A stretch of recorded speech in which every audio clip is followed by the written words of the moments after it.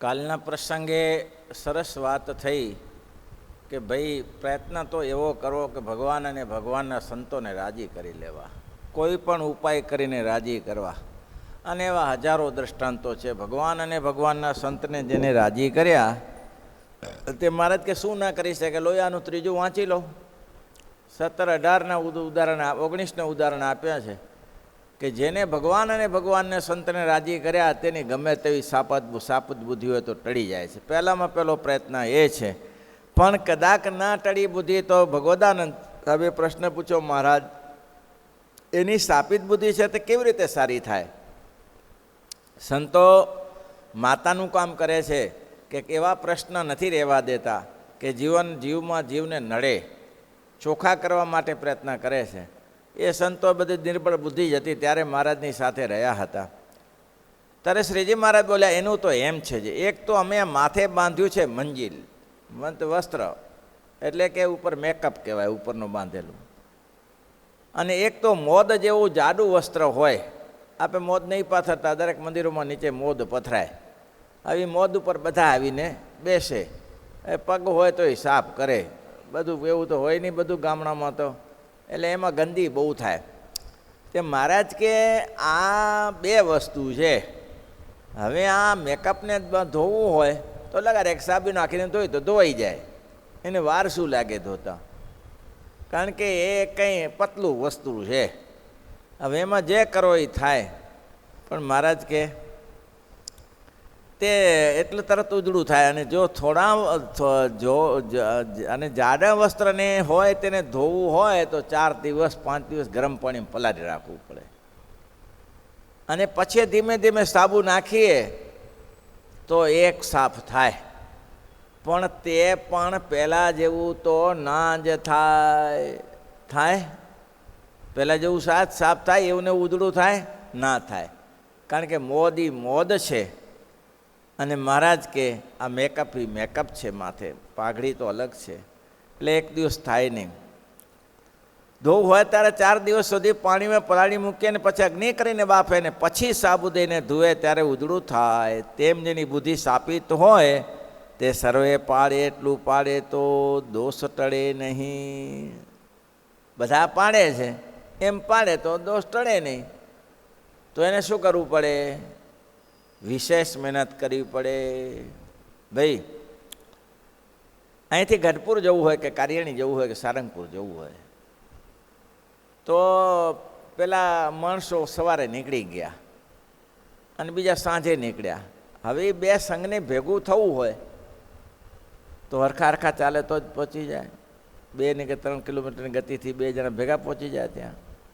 પહેલાં જે સવારે નીકળ્યા એ સ્પીડ 3 થી 4 નહીં હોય તો આને 5 કરવી પડે તો જ પહોંચી વળે. તેને ભેગા થાય ને તો ભેગા ન થવાય, ભેગા થવામાં કાઠું હોય. એટલે શ્રીજી મહારાજ કહે છે સ્વામી નિષ્કામી એની બુદ્ધિ નિર્મળ થઈ જાય, પણ એના થોડી મહેનત કરવી પડે. શું મહેનત કરવી પડે? તો કે જો ભાઈ બીજા જે નિષ્કામી રહેતા હોય એના તેને વિશેષ નિષ્કામી રહેવું. નિષ્કામ શબ્દ અહીંયા શેના માટે વપરાયો છે? કામના માટે નહીં, સ્ત્રી ભોગ માટે નહીં, નિષ્કામી રહેવું. આ જગ્યાએ નિષ્કામ શબ્દ વપરાયો છે. એ નિષ્કામ શબ્દ જગતની કોઈ પણ કામનાને માટે, જગતની કોઈ પણ કામનાને માટે. અને સાધુને તે હોય જ નહીં. સંતો પ્રશ્ન પૂછ્યો કે આવી બુદ્ધિ થાય તેમ શું? તો કે એવું બધું હોઈ ન શકે. અને ગ્રસ્ત છે તે ગ્રસ્તના નિયમ પ્રમાણે રહેવું. એને તો સ્ત્રી ભોગને બધું હોય જ છે, પોતા નિયમ પ્રમાણે રહેવું. એ જો આઘું પાછું કરવા જાય તો મેળને મહારાજના વખતમાં નામ તો ભૂલાઈ ગયું. ભગત આવ્યા એટલે મહારાજને કહ્યું મહારાજ મને નિષ્કામી વ્રત દ્રઢ કરવું છે. મહારાજ કે ભગત જે અમે નિયમ બગડ્યા છે એમાં રહ્યો ને, નિષ્કામી જ છો. જે સ્ત્રી સમય સંગ જેને કીધું કે ઋતુ સમય એક સ્ત્રીનો સંગ કરવો તે સિવાય ના કરવો, આ બધું તમે લખ્યું છે. પણ મારે દ્રઢ નિષ્કામ રહેવું છે. મહારાજ કે હું કહું એમ કરીને લે. મહારાજ પણ મારે ઈચ્છા છે એનું શું? સારું મહારાજ કે જા. હવે એ તો ગયા ગઈ ભરે આ તે ઘરે રહેવાય. તમારે ભોજન સાટા ને પેંડા ને બરફીને પડ્યું હોય અને પછી તમારે ઉપવાસ કર્યો હોય ને બીજી દિવસ સવારે કોઈ એમ કે થોડું રોજ રાહ જુઓ ને, થોડી રાહ જુઓ, 2 કલાક પછી જરા પારણા કરીએ. જેમ ઉપવાસી જનને, જેમ ઉપવાસી જનને આવે અમૃતનું નોતરું. બોલો, જેમ ઉપવાસી જનને આવે અમૃતનું નોતરું. તે પીવા રહે નહીં, જાણે કઈ વારે પાન કરું. તે પીવાર કઈ વારે પાન કરું. તો છાસ હો તો છાસ ચાલશે. લે ને ભાઈ, અમૃતને મેલને એક બાજુ અત્યારે તો દોડી ચાલે છે. કેવા બિલાડા બોલતા હોય છે. એટલે એ શાન ના કરી શકે. ઘરમાં બધી વસ્તુ ગ્રસ્તાશ્રમીની હોય ને ત્યાગ કરી શકે, શક્ય નથી. પછી 2 મહિના પછી આવ્યા એટલે મહારાજ તો બધું અંતર્જામી છે. મહારાજ કે જો આ નિષ્કામી વ્રતમાં આવ્યા, બહુ દ્રઢ પાડ્યું હો. તે એવા શરમાઈ ગયા. મહારાજ કે બહુ નિષ્કામી દ્રઢ વ્રત પાડીને આવે છે. અમે કહ્યું તું આજ્ઞા તો માની હો અમારી. મહારાજ મારી ભૂલ થઈ ગઈ. તો તને મહારાજ કે કોને કુવાડા માર્યા હતા? તારી ભૂલ થઈ ગઈ. મેં તને સમજાવ્યો કે આપણે ગ્રસ્તાના નિયમ પણ રહેવાનું. તને કોને કુવાડા માર્યા હતા? એ નિષ્કામી વ્રત એ પણ ગ્રસ્તાશ્રમનું એ હોય. પણ અહીં જે નિષ્કામ શબ્દ વાપર્યો છે એ જગતની કોઈ પણ વાસના નહીં, સ્ત્રીની નહીં, ખાવાની નહીં, જોવાની નહીં, ફરવાની નહીં, બેસવાની નહીં, કોઈ પણ વાસના નહીં.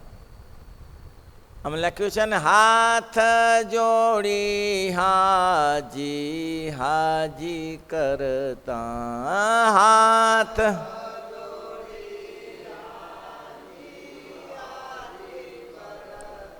જાઓ તો આગળ. અડે છે તારું રે મનવા. બોલો. હાથ જોડી હાજી હાજી કરીને ઊભા રહ્યો. જો ભગવાનના ધામમાં જવું હોય તો ગરજ જોઈએ. ગરજ જોઈએ. કોઈ કર્મચારી હોય ને નોકરી માટે ગયો હોય, ઇન્ટરવ્યૂ માટે ગયો હોય તો પેલા પૂછે, તમે આ કરશો? જી હા. તમે આ કરશો? જી હા. બધે હા પાડે છે ને? બધાને હા પાડે છે કે નહીં? જી હા. કેમ? તેને નોકરીની ખપ છે. એને નોકરીનો ખપ છે. તેમ ભગવાનના અક્ષરધામનો ખપ હોય તો તમે શું ના કરો? બધું કરી શકો. ફોરેસ્ટમાં એક ભાઈને ઇન્ટરવ્યૂ આપવું હતું. ફોરેસ્ટ જંગલ હોય ને, જંગલમાં ફોરેસ્ટમાં હવે ઇન્ટરવ્યૂ આપવાનું. એટલે ઉપર અધિકારીએ પૂછ્યું કે તમે નોકરી જંગલમાં રખડવા માટે તૈયાર છો? તો હા, હું તૈયાર છું. પગાર તો જંગલમાં રખડવાનો સારો મળે. તો હું તમને 1-2 પ્રશ્ન પૂછું. તો કે પૂછો. માનો કે તમે જંગલમાં ફરતા હો અને આ જંગલમાં તો સિંહ ચિત્રા બધા રહે છે. તમે ફરતા હો અને તમારી પાછળ સિંહ પડ્યો તો શું નિર્ણય લો? ઇન્ટરવ્યૂ છે ભાઈ. સિંહ તમારી પાછળ પડ્યો તો શું કરો? તમે ઝાડ ઉપર ચડો કે ત્યાંથી ભાગો? શું કરો? પેલા સરસ જવાબ આપ્યો, સાહેબ સિંહ પાછળ પડશે પછી મારે નિર્ણય નહીં લેવાનો, તો સિંહને નિર્ણય લેવાનો. ભાઈ મારે નિર્ણય નહીં લેવાનો. સિંહે મને ખાવો કે ના ખાવો એ સિંહને નિર્ણય લઈ લેવાનો. મારે નિર્ણય ચાલ લેવાનો હોય એમાં. અને આવું છે ત્યારે મોક્ષના માર્ગમાં તમારે નિર્ણય કરી નાખો. તમારે શું કરવું છે? ભગવાનના અક્ષરધામમાં નોકરી કરવી જ છે તો નિર્ણય ઉપરવાળો લેશે. તમારે નિર્ણય લેવાની જરૂર નથી. નોકરી કરવી છે તો એનો અધિકારી નિર્ણય લેશે. અને તમારે જો ભગવાનના ધામમાં જવું છે તો સાધન કરો. બસ નિર્ણય ઉપરવાળો લેશે. તમારે નિર્ણય લેવાની જરૂર નથી. કેમ? તો કે બેઠો છે મહારાજ કે બીજા નિષ્કામી રહે, કોઈ જગતની સ્પૃહા ન રાખવી, નિષ્કામી રહેવું.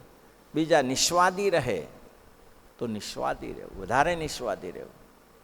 નિસ્વાદી રહેવું એટલે કેવી રીતે? ખરા નિસ્વાદી રહેવું. મેં એક પેલા રામદાસ, સમર્થ ગુરુ રામદાસનું દ્રષ્ટાંત આપેલું. રામદાસે ભંડારો કર્યો. એટલો મોટો ભંડારો કર્યો કે 2000 સાધુને બોલાયા. એ ભંડારામાં તો પછી આને તો માલપુઆ દૂધપાકને હોય ને બધું, આ લોકોને મોહનથાળ હોય, ગાંઠિયા ભજીયા બધું આમ આમ આ તાલે શાન બનાવ્યું. મહાત્માજી કે આજે રામદાસ કે આજે બધાને પ્રેમથી જમાડી દઈએ. બધાને આવા પ્રેમથી જમાડ્યા. પોતે જમવા બેઠા ત્યારે બાજરીનો રોટલો અને નમક લઈને બેઠા.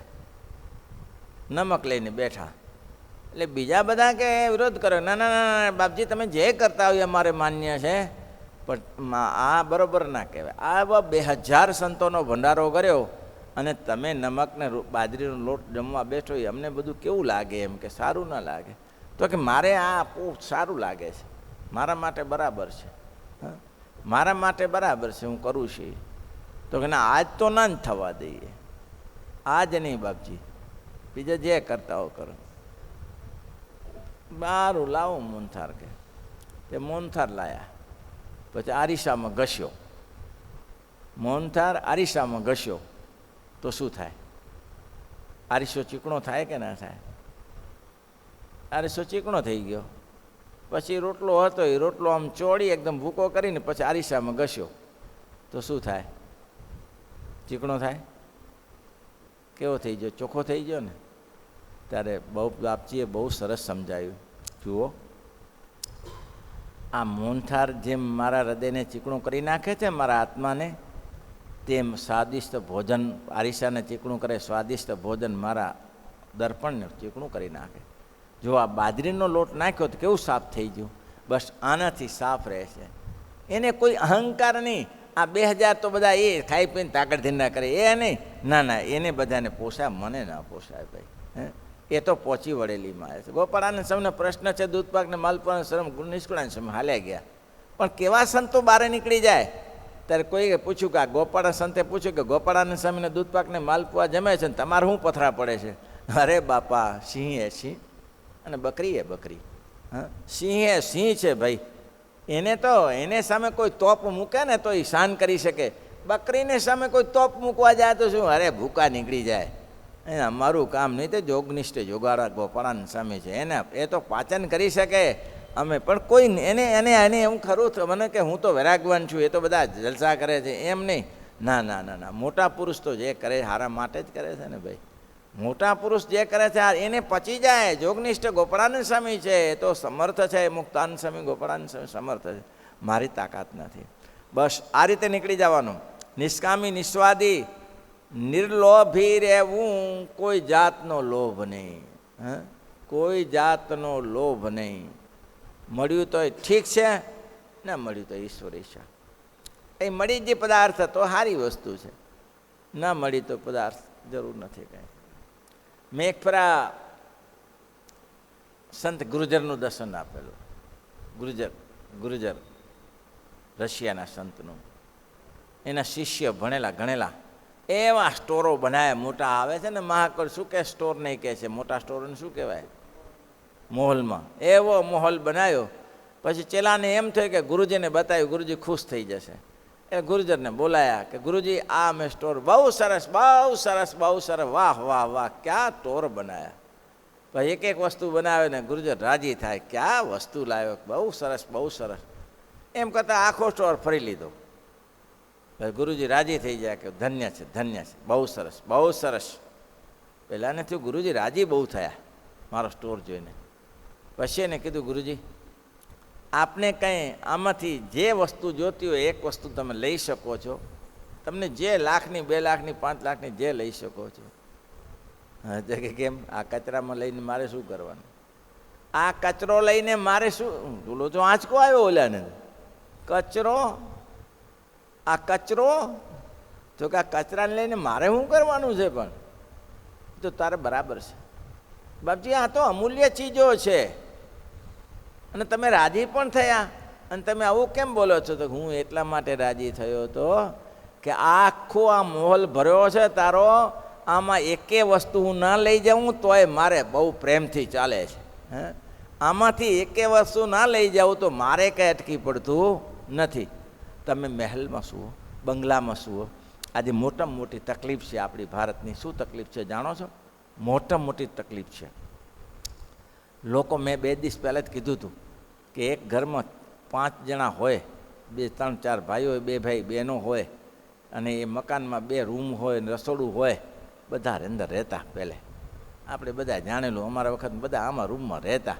એમાં એવું નહોતું કે ભાઈનો એકનો રૂમ અલગ અને બેનનો એક, લગ્ન પછી બરાબર છે, પણ બેનનો અલગ, એવું રૂમ નહોતું. એવી રૂમની વ્યવસ્થા નથી. એક હોલ હોય એમ બધા સૂઈ જાય પથારી નાખી નાખીને.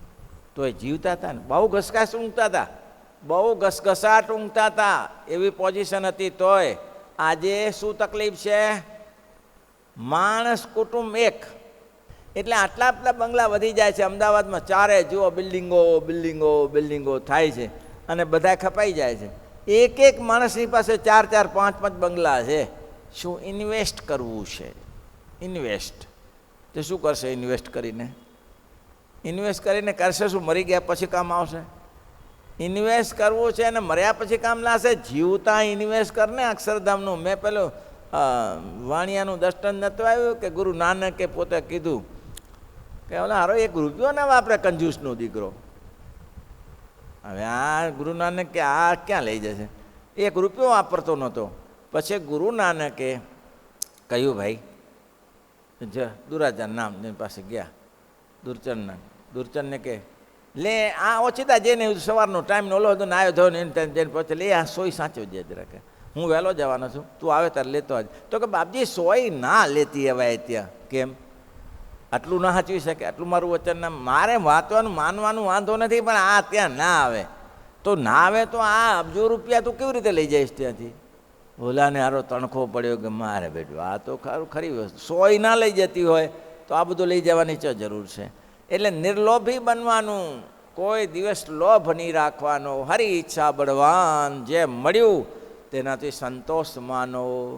જે મળ્યું તેનાથી સંતોષ. વાહ વાહ વાહ ભાઈ વાહ, બહુ સરસ લાયા તમે તો. આવું ભોજન ક્યાંથી મળે?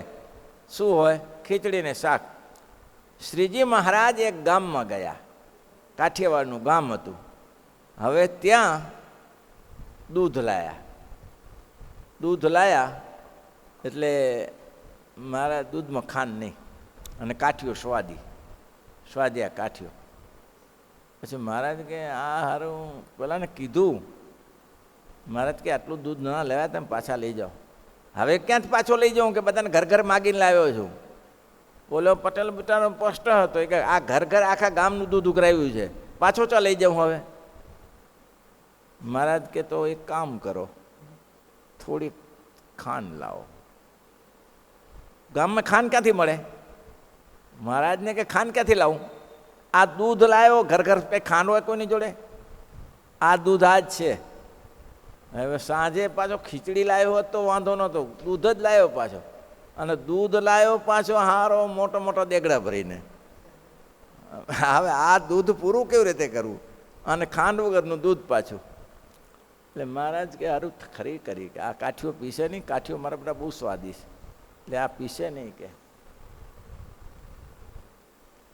પીતા વાર લાગશે એમ દીધે. એટલે ખાંડવાળું દૂધ લાવ્યા નહીં. એટલે મહારાજ શું કર્યું? મહારાજ કે આપણે હજી 15 દિવસ ફરવાનું છે. જેને અમારી જોડે 15 દિવસ ફરવું હોય તો 2-2 તાંસરી દૂધની પી જાઓ. હવે કાઠ્યો ને તો લોભ હતો કે અહીંયા દૂધ આવ્યું, બધે કે ભજીયાને ગાંઠિયાને જલેબીને ચાલે જ છે ને તારે કે. એટલે કાઠિયોને કોઈને પીવું નહોતું તો ઘટઘટાવી, આંખો બંધ કરીને ઘટઘટાવી ગયા. હા, તો શ્રીજી મહારાજનો આવો સ્વભાવ હતો. હું જોયું એમાં આધારાન સમના ગ્રંથમાં ક્યાંક માત્ર ખીચડી આવે, ક્યાંક માત્ર ચોખા આવે, તો સ્વામિનારાયણ ભગવાન પ્રેમથી સ્વીકારી લેતા અને એમ કહેતા બહુ સરસ વ્યવસ્થા કરી હો, બહુ સરસ. તેજેન્દ્ર પ્રસાદજી મહારાજને રાજસ્થાન લઈ ગયા વાપામાં. પછી મેં કીધું બાપજી અહીંયા બહુ કંઈ તકલીફ, એટલું બધું વસ્તુ સારી ન મળી શકે. તો કે કંઈ વાંધો નહીં, આપણે ચાલશે. પછી રૂમ જોઈને શું કે આલે આવી વ્યવસ્થા તો અમદાવાદ જેવી સિટીમાં કોઈ કરતું નથી, એવી વ્યવસ્થા કરી તમે. આનાથી બીજી કઈ વ્યવસ્થા સારી હોય? બહુ મસ્ત બનાવ્યું છે. લ્યો આમ રાજી રખાય બધાને. એ જરૂર શીખવાનું. શ્રીપતિ શ્રીધરમ